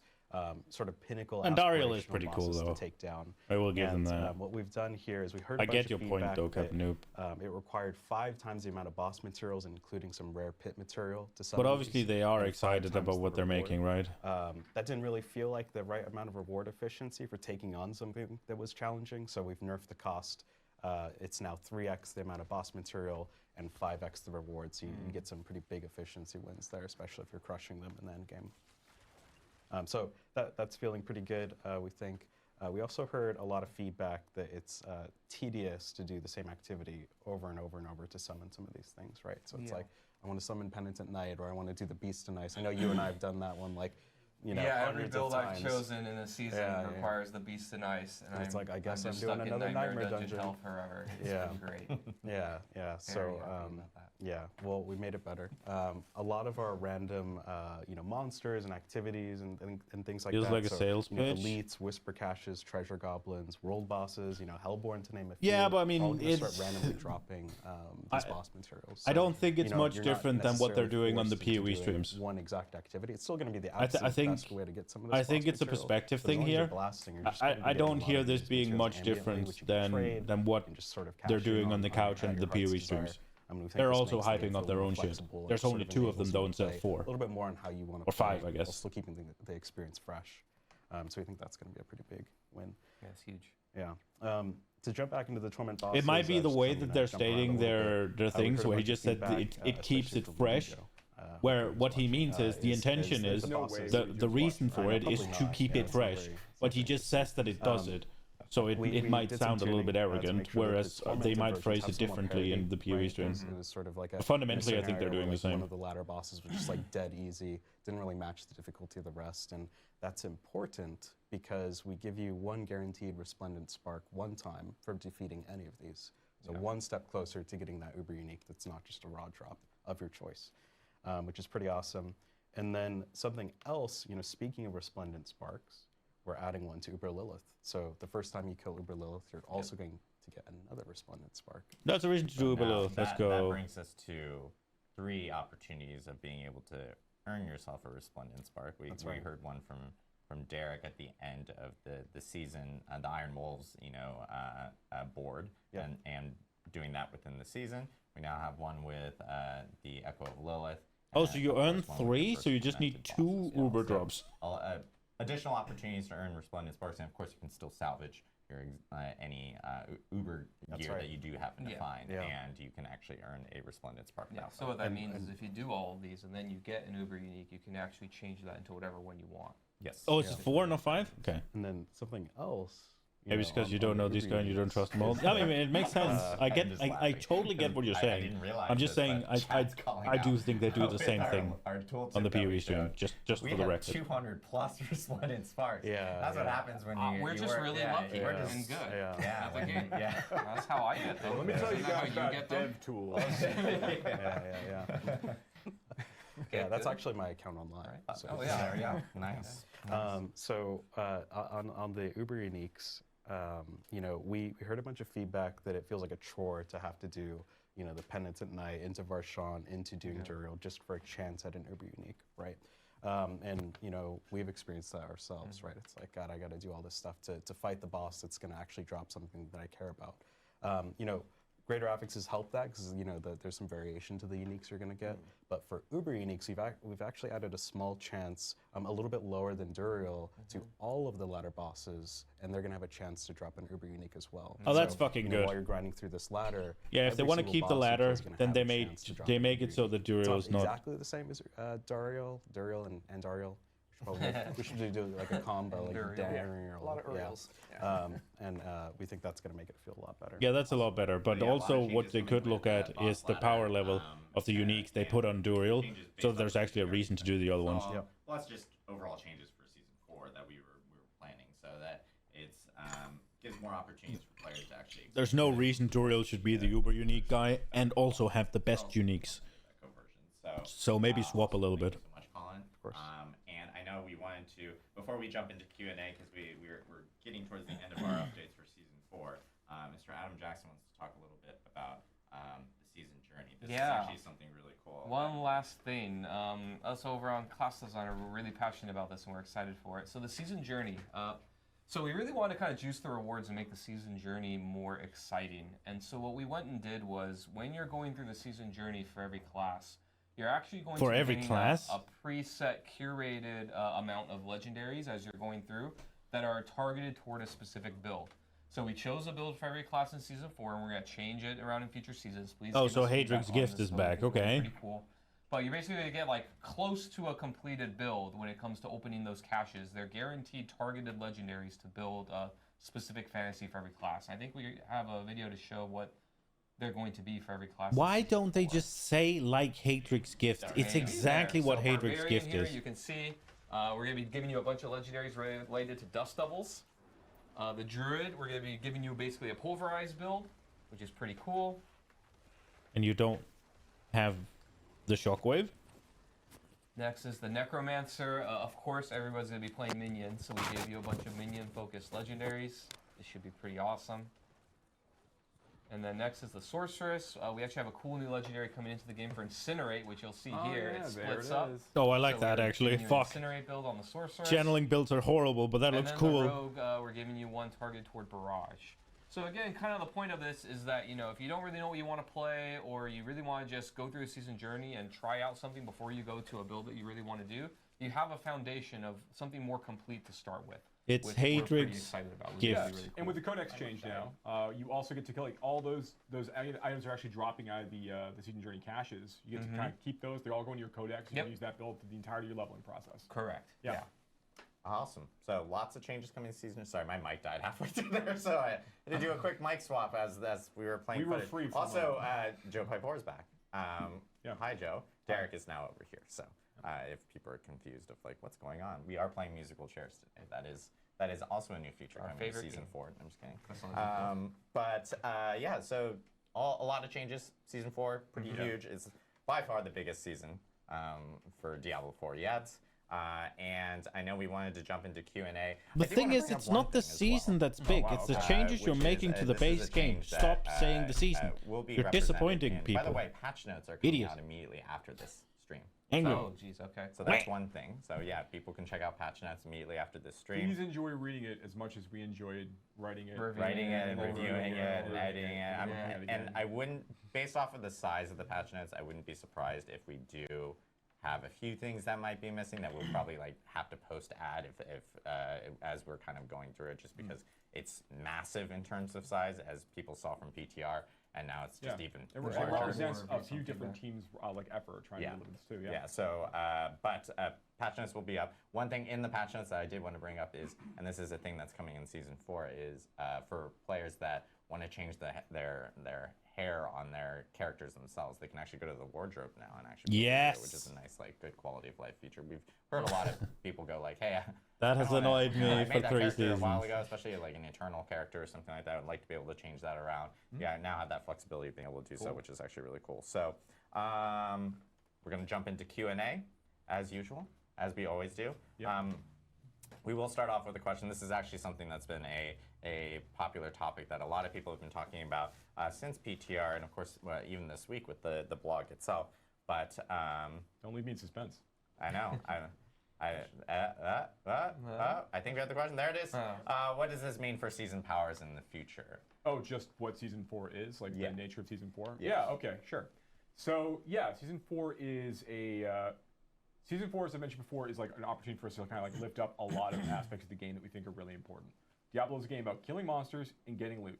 And as I said before, getting loot, we need to make sure it feels at least as good as killing monsters, right? It's extremely important that this part feels good. And we took a lot of our development effort and put it against that goal as part of this release. And there were other parts of the game that we lifted up at the same time, like the various changes that we talked about for Helltide, for example.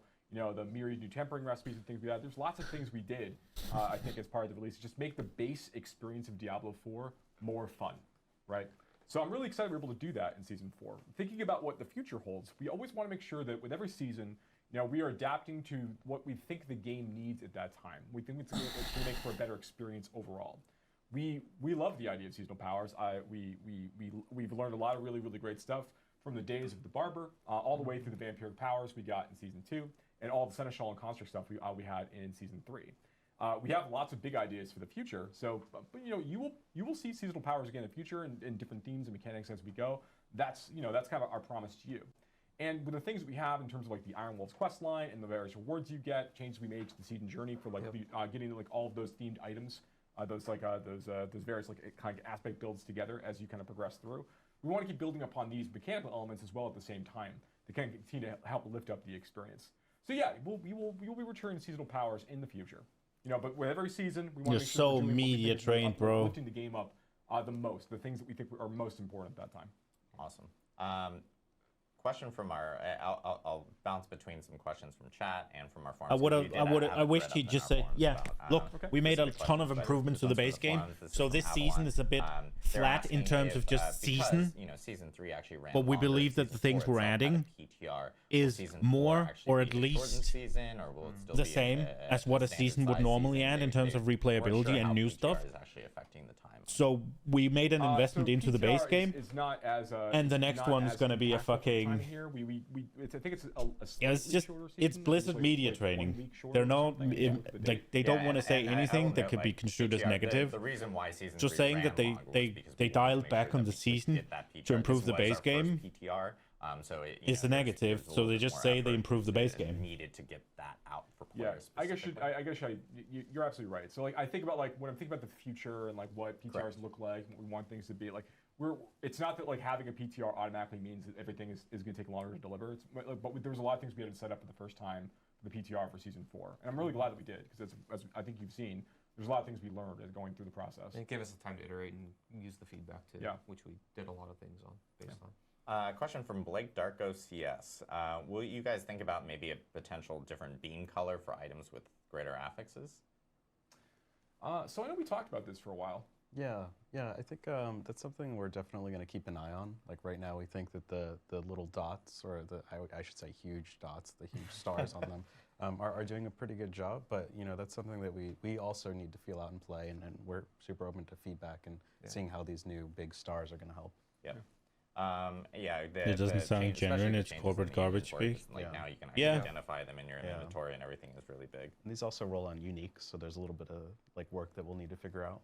But again, Yeah, it's true. just Yeah, sort of- you can get greater affix on unique items Yeah, as so well. what beam color Yeah, do so you it's have? like the beam color gets a little confusing there. If we so something that a we'll good idea. monitor for sure, and of course something that we've seen from players and a lot of people bringing that specifically up. Some of the beams have Fire Dragon swirlies Dad says around. that Why the don't you season just 4 update's keep the gonna beam retro color and change the into swirly? existing, Eternal. I should be a designer, huh? Everything we talked about today, with the exception of the Iron Wolves questline stuff, is actually present in the Eternal realm. So players like the Codex power changes, everything like that. Will Here be there. is where you I know have a there are chance lot to of say that questions you related didn't to, really like, do the any Codex season. changes, especially for Eternal players. And just to clarify, if you have aspects in your inventory and your stash, it'll take whatever your highest roll of that specific aspect, and then that will become your new best codex entry when season 4 does start. You may need to log on to specific characters on Eternal to at least like for us to be able to check your inventory, but the stash I know will automatically move over there. And same thing for I know we get a lot of questions about like items on Eternal. Those will be marked as like legacy items specifically because obviously we've changed a lot of affixes and everything. And those items you can't craft on those items either at that point. Like you can't temper those items and you can't masterwork those items. But they'll still retain like the item upgrade state that they have in the blacksmith before. Exactly. So if it doesn't mean like when you log on all your gear is suddenly unusable. It's just marked as legacy, and you won't be able to use tempering or masterwork. It's a great stepping off point. That could mean that some Eternal builds are more powerful than the new ones. A question that we have actually from the forums. This is from Iggy. With the itemization reworks, is there Not that what I is, like, care, the I don't next play it, big but thing you guys are actually looking at potentially wanting to really work on within the team? I don't know if we want to play our cards too early. Yeah. Well, I think it's We're working on things. we're working on all kinds of stuff, everybody. But no, I think one thing we want to continue to work on, I think you see like, as we're thinking more about the end game experience, a lot like when we launched Diablo 4, we thought of end game really as a journey from 50 to 100, like the things you're doing along the way, and getting all of your Paragon glyphs and leveling those glyphs up, and go diving deeper into Nightmare Dungeons, and going and eventually confronting Lilith. That was what we kind of imagined. That's or not thought end that game. End game would feel like, and that was a good thing for us to build on. I think we saw that a lot more players were looking for end game like explicitly at level 100. Yeah. That was when they wanted a lot more things to open up, and we've made a lot of changes recently to try to like create more gameplay around that part of the experience between like the itemization changes and the crafting changes, and also in the introduction of like tormented bosses, and of course the Pay the Artificer. So I think that like we know that there's more opportunities for us to build on these things, right? Like I think you've heard me say this before, but a lot of the things we're doing in season 4 specifically really are done to like build a new framework, for how endgame sort of functions, the things that drive a player forward, the things that get them excited, and the content that they engage with along the way as well, right?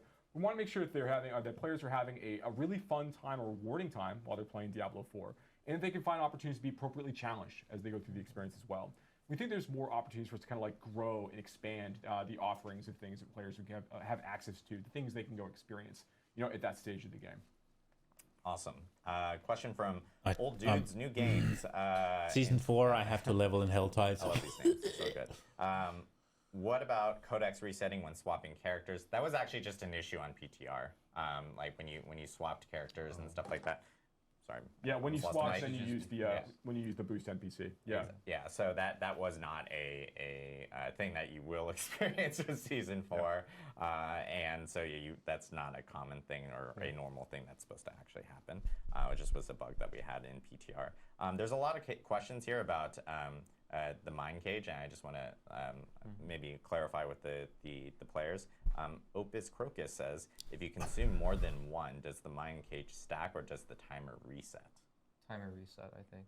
Yeah, the timer resets. Timer resets, okay. And then in regards to, again, this is from Optics, do mind cages trigger for a single player or your whole group if you're grouped up?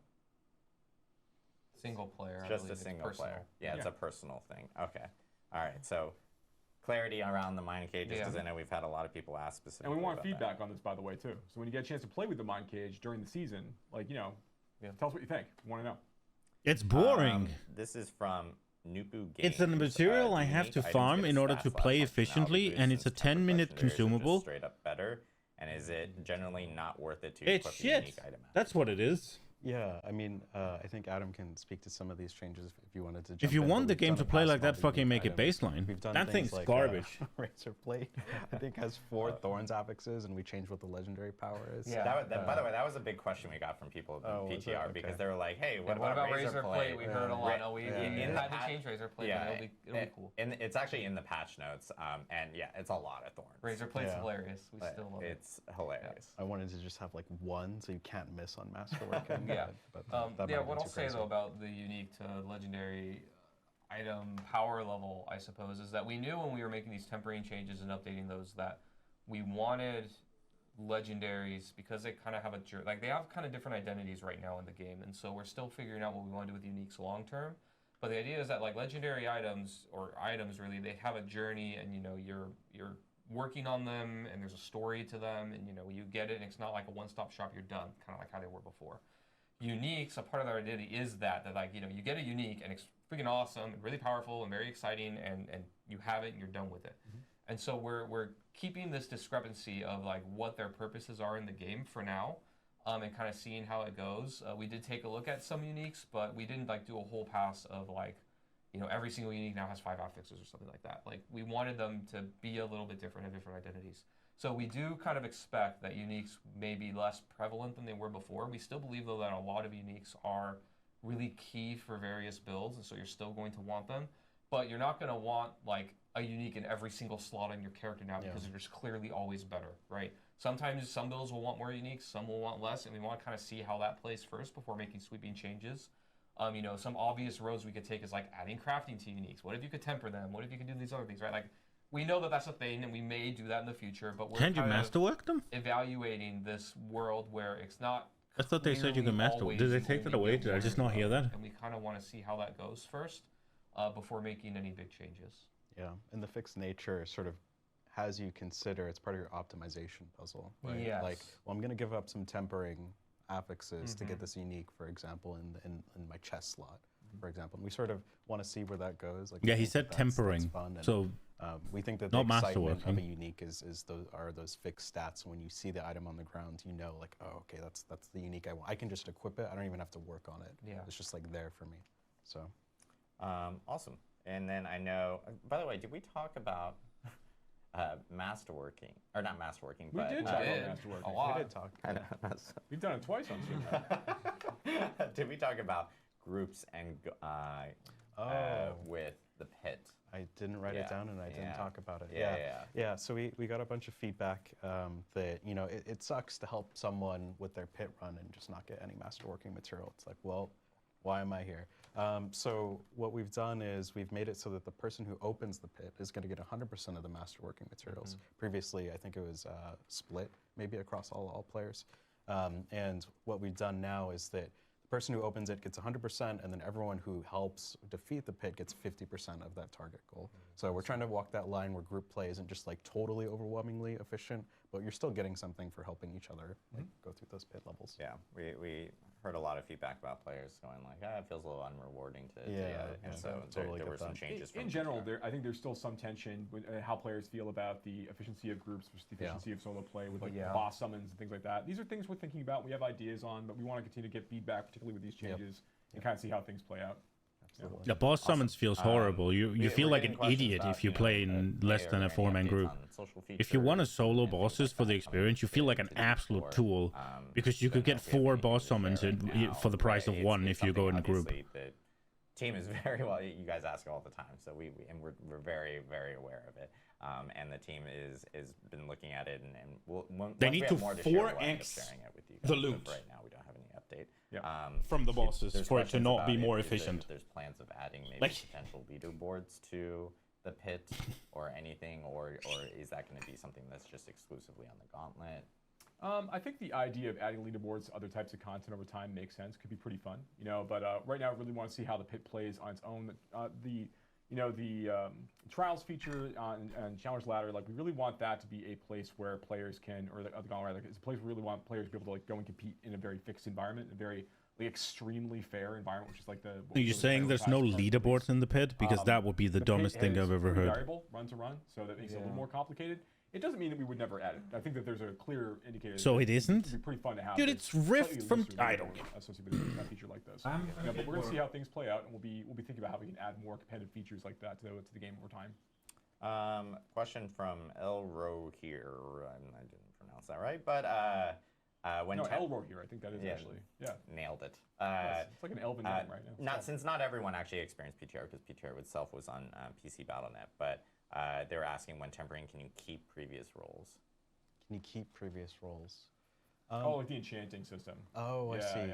Yeah, currently right now we don't have the functionality to let you keep the roll. Right now, if you're going to commit to re-rolling, you're going to lose that You're previous committing one. to re-rolling. Yeah, it's sort of like the blacksmith is hammering on that item and unlocking different aspects of the weapon. You sort of lose what you previously had. But we're open to feedback, right? It's a completely new feature. We really want to hear how it's playing, and then ultimately what we want is a fun crafting feature. So if that sort of feedback is really valuable. We'll take 2 more, and one is from Matt be LOL.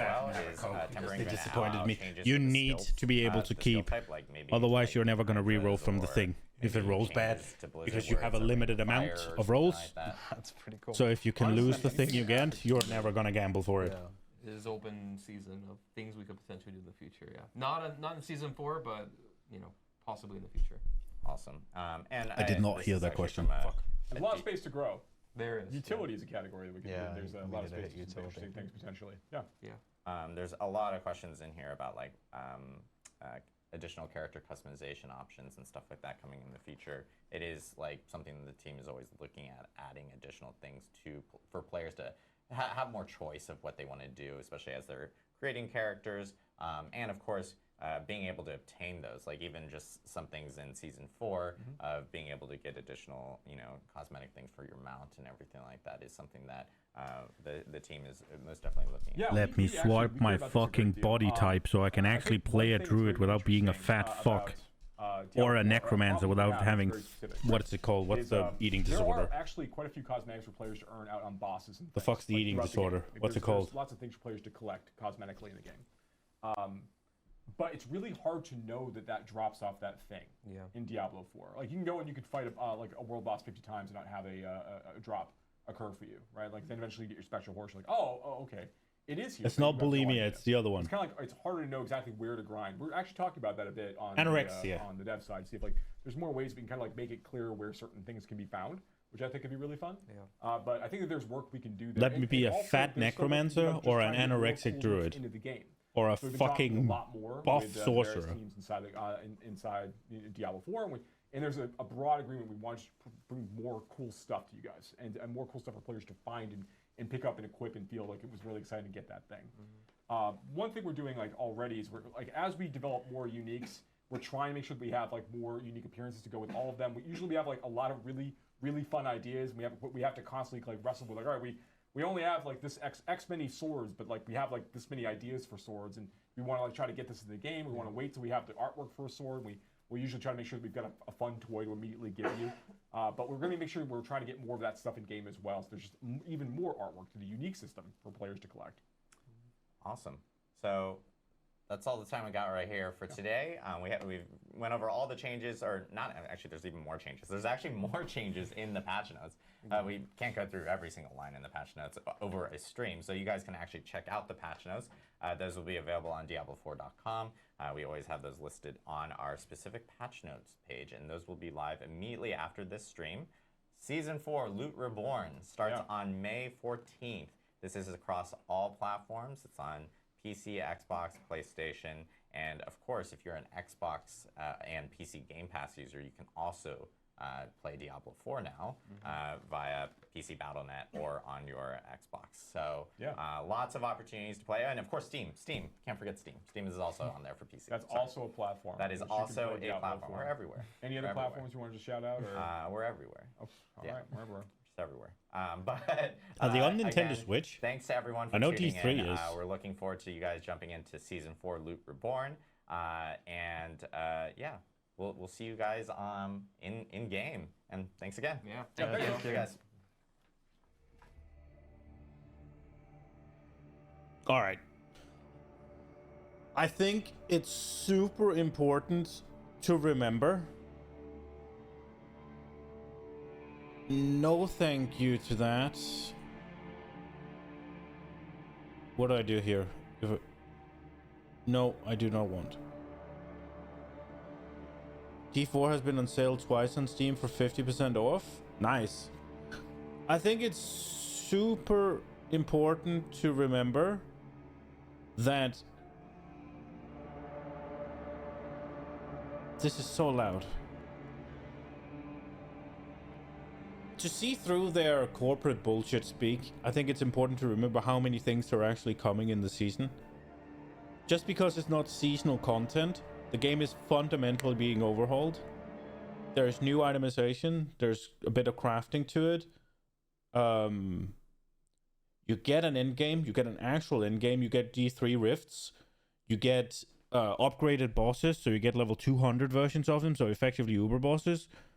And then on top you get some health tide changes, which I don't fucking give a fuck about, but the season is super weak because the season is only, what's it called? The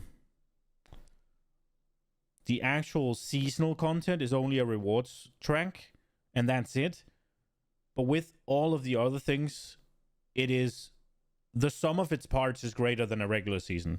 It feels a little disappointing when they say, oh, the seasonal thing is this rewards track with the Iron Wolves. Haha. Also, you're getting some health tide stuff, I guess. But there's also itemization rework. There's also bosses. There's also rifts, right? So it's more than a regular season. So it will still be new and fresh, I hope.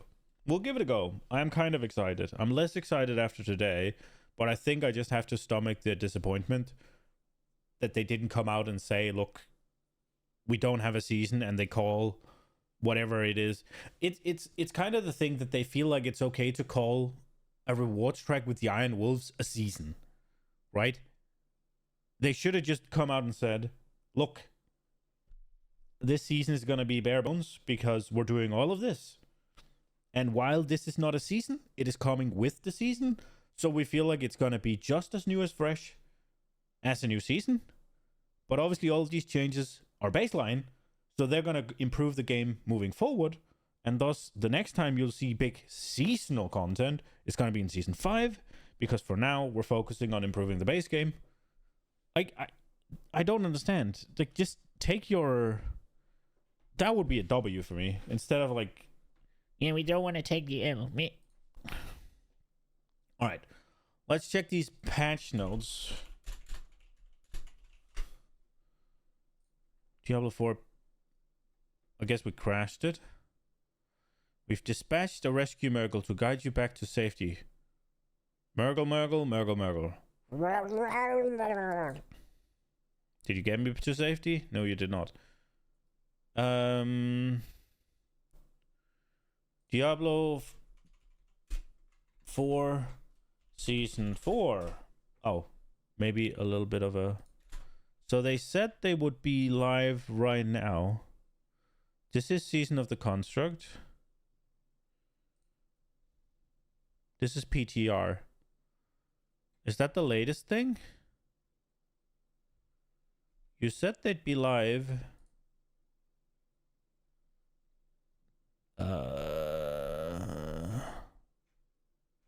Oh, here.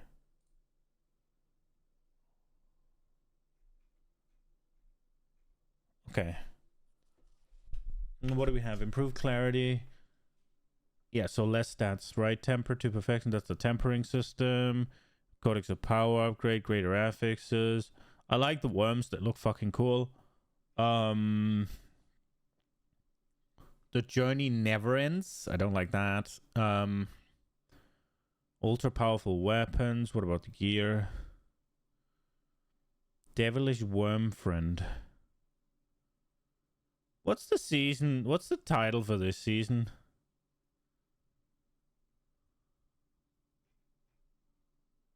Dude, I haven't even logged in. Is this the premium thing? I don't think I'm sold on that.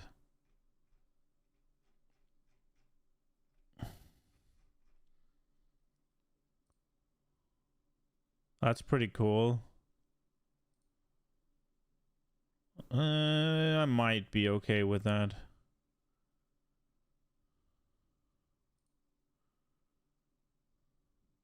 I'm not getting de-accelerated. There's no fucking shot.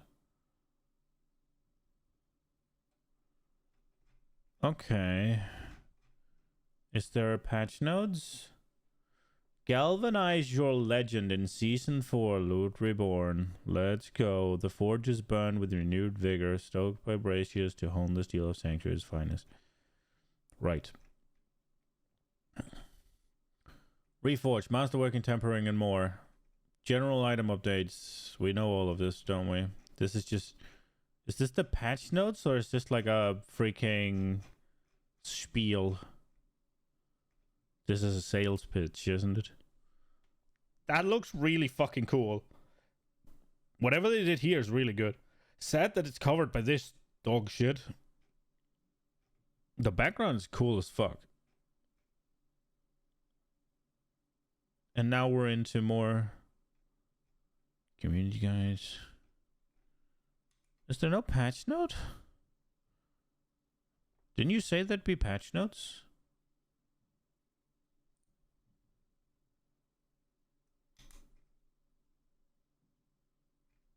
You said they'd be up. This is not patch notes, is it? This is like a blog post.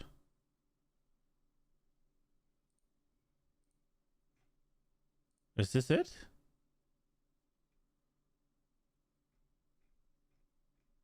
I wouldn't call this patch notes.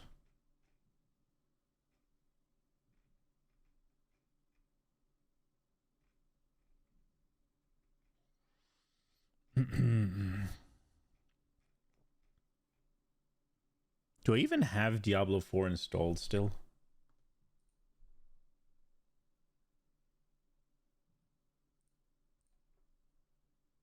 I have.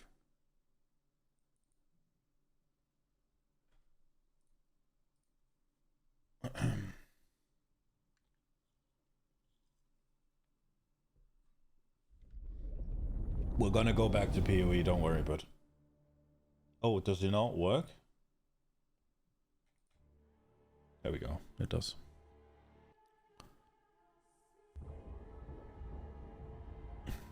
Is there anything I'm concerned about not getting? Because this game is a Blizzard game, so obviously there's fucking FOMO. Is there anything... Yeah, we made it to 37, boys. 30 fucking 7.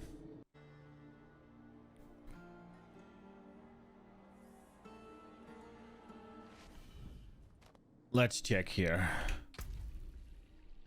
All right.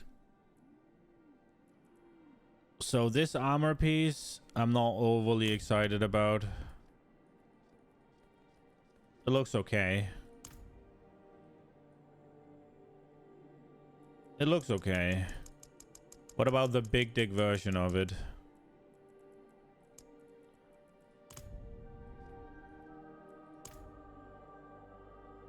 Nah, bro. And the horse.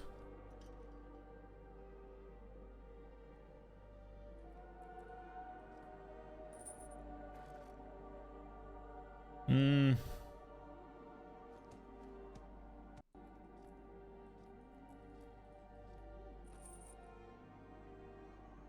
There's a part of me that is gonna miss having that one, but I'm not fucking spending any money on it. Hey, Nina. You ready to go to bed? Also, I'm not spending the fucking time to do it. Yeah. What about the title? What about the title? Player title. Demons? Whisper. Oh, shit.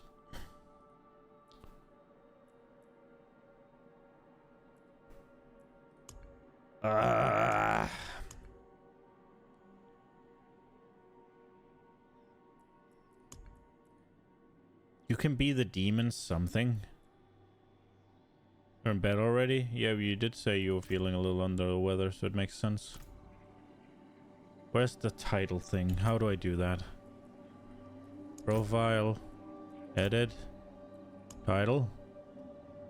You can be Demons, Acolyte, Demons, Aristocrat, Armorer, Bandit, Bane, Baron, Blade, Bloodseeker, Bounty, Brigand,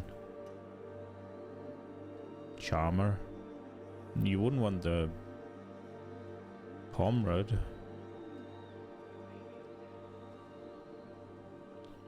Do I care? Yeah, you need to go to the doctor, honey. You really do. You really need to go to the doctor.